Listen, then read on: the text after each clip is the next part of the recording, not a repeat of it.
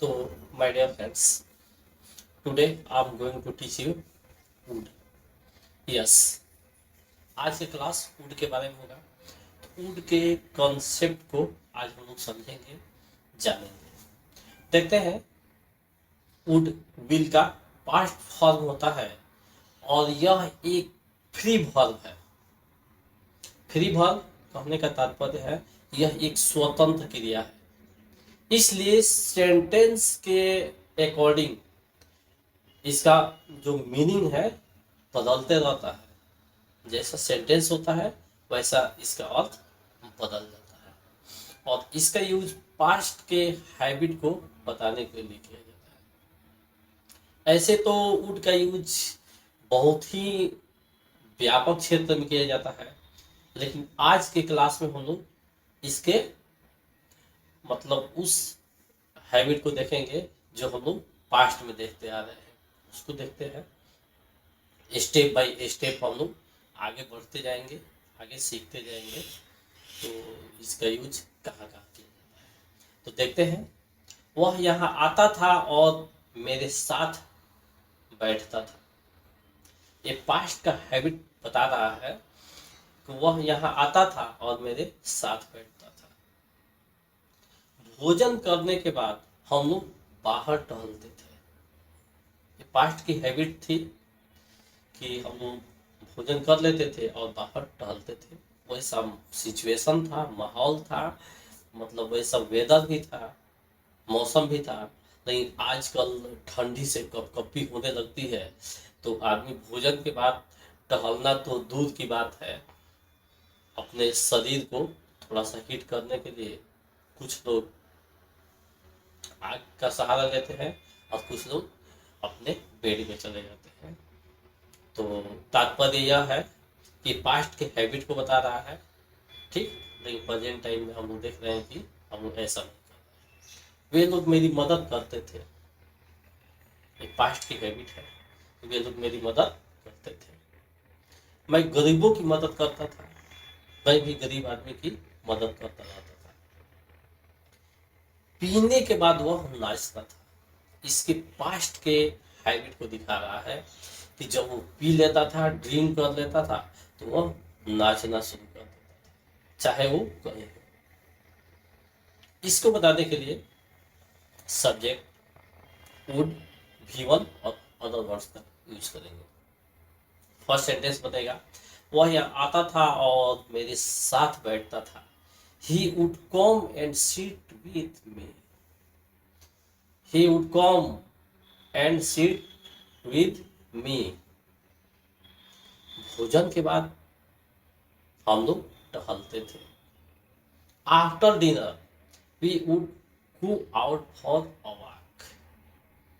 After dinner भोजन करने के बाद we would go out for a walk, हम लोग टहलते थे। फॉर वॉक भी लिख सकते हैं। वे लोग मेरी मदद करते थे। They would help me. They would help me, वे लोग मेरी मदद करते थे। मैं गरीबों की मदद करता था। I would help the poor. I would help the poor. पीने के बाद वो नाचता था। After drink, after drink he would dance. After drink he would dance. इस तरह से विभिन्न सेंटेंसेस को आप लोग अपने डेली लाइफ में बनाएंगे। अब हम लोग वुड के अगले स्टेप के बारे में देखते हैं। इसमें आता है वुड बी। तो वुड बी से अनुमान लगाया जाता है। कोई चीज अगर सामने दिख रहा हो तो हम लोग वुड बी से उसका आकलन करते हैं, अनुमान लगाते हैं। जैसे पार्टी में, शादी वादी में हम लोग जाते हैं तो दूल्हा को देखते हैं, दुल्हन को देखते हैं। तो उसमें क्या होता है कि दूल्हा को देख कर लोग कहते हैं कि दूल्हा लगभग 25 वर्ष का होगा, दुल्हन 21 वर्ष की होगी, कोई ऐसा पर्सन मिल जाता है रास्ते में या कहीं पर, तो अनुमान लगाते हैं कि वह 80 वर्ष का होगा, 100 वर्ष का होगा, नहीं लगाते हैं। वह माधुरी की माँ होगी, मतलब कोई माधुरी नाम की ऐसी लड़की है जिसको हम जानते हैं, और वैसे ही एक ऐसी लेडी खड़ी है, सेम फेस मिल रहा है, तो हम लोग अनुमान लगा कर कह सकते हैं, या अनुमान अपने डेली लाइफ में लगाते हैं, तो उसी के अकॉर्डिंग है वो माधुरी की माँ होगी। आपके वेशभूषा से, समझदारी से, बात विचार से ऐसा प्रतीत होता है कि आप शिक्षक होंगे, ये हम अनुमान लगा रहे हैं। वह नेता होगा, उसके मतलब बोली से, हाव भाव से, पार्टी बेस पर बात करने से, कुछ कुछ अलग टाइप के बिहेव को देखते हुए हम लोग उसका अनुमान लगाते हैं कि वह नेता होगा। वह चापलूस होगा, कहीं भी देखते हैं तो किनारे से हट जाता है और जाकर इधर उधर की बातें किसी न किसी पर्सन के बारे में करने लगता है, तो उसको देखने से ही प्रतीत करता है कि वह चापलूस होगा, इधर की बात सुनता है और जाकर उधर जरूर कहेगा, ऐसा होता है। और हमेशा वो मतलब इनके पास, कभी कभी उनके पास चापलूसी में लगा रहता है, तो उसको हम देख कर ये अनुमान लगाते हैं।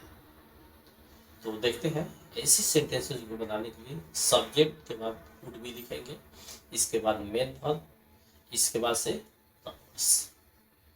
तो इसी तरह बनेगा हमारा दूल्हा 25 वर्ष का होगा, ये अनुमान लगा रहे हैं।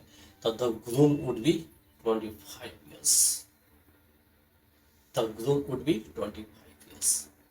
दुल्हन 21 वर्ष की होगी, the bride would be 21 years, the bride would be 21 years। वह 80 वर्ष का होगा, he would be about 80 years। ऐसे में लिख सकते हैं ही वुड बी 80 years, चल जाएगा, लेकिन अबाउट भी लिख सकते हैं, तभी कोई तकल्लुफ नहीं होगा। इसलिए एक सेंटेंस में हम अबाउट हम ऐड कर दिए हैं कि कहीं ऐसा मिल जाए कि he would be about 80 years, और आप बोलिए अभी सर पढ़ाए हैं कि ही वुड बी 80 years, तो दोनों में कंफ्यूजन ना हो, यानी बोथ आर राइट, दोनों सही है। आगे देखते हैं, वह माधुरी की माँ होगी, सी वुड बी माधुरीज मदर। माधुरी में एक ऑफ इसका प्रयोग करेंगे, जो पिछले वीडियो में आप लोग को पढ़ चुके हैं, उसको अगर नहीं देखे हैं तो यूज ऑफ एप्रॉक्स एस वाला वीडियो को आप लोग एक बार रिकॉल कर लीजिएगा, देख लीजिएगा। आगे देखते हैं, आप शिक्षक होंगे, you would be a teacher, you would be a teacher, आप शिक्षक होंगे। वह नेता होगा, he would be a leader. वह चापलूस होगा, he would be a flatterer, he would be a flatterer. तो इस तरह से अपने डेली लाइफ के यूजेज में हम लोग विभिन्न सेंटेंसेस को देखेंगे। चूँकि हम लोग हमेशा देखते रहते हैं, जिस सोसाइटी में रहते हैं भिन्न भिन्न प्रकार के लोग रहते हैं, या किसी पार्टी फंक्शन में जाते हैं, तो बहुत सारी चीज़ों को हम लोग देखते हैं, और उसी बेस पर, उसी अकॉर्डिंग हम लोग अपने इस आज के क्लास में हम लोग 2 रूल्स पढ़े, दोनों रूल्स को अपने डेली लाइफ में हम लोग यूज करेंगे। तो धीरे धीरे जो हमारा इंग्लिश को लेकर, कुछ सेंटेंसेस को लेकर जो कंफ्यूजन है, धीरे धीरे दूर होगा।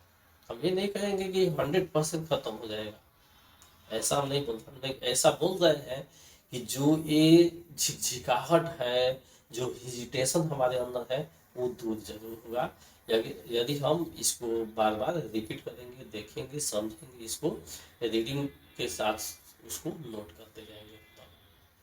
तो इस प्रकार से आज का क्लास ओवर होता है। हम मिलते हैं एक नए वीडियो में, एक नए क्लास के साथ। तब तक के लिए आप देखते रहिए, पढ़ते रहिए, समझते रहिए, अपने फ्रेंड्स में भी शेयर कीजिए, ताकि घर बैठे वो भी अपने तैयारी को बहुत ही बेहतरीन तरीके से करें। ठीक है, जय हिंद, जय भारत।